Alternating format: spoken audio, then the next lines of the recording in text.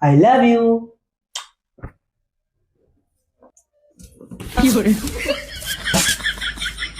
I love you too.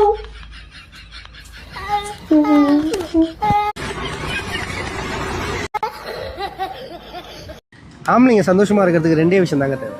ஒன்றாவது பணம், ரெண்டாவது பொண்டாட்டி. தண்ணி கொஞ்சம் எடுத்தோம்.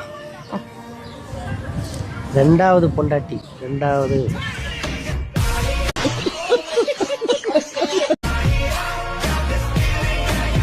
உலகத்திலே டேஞ்சரான 3 விலங்குகள்.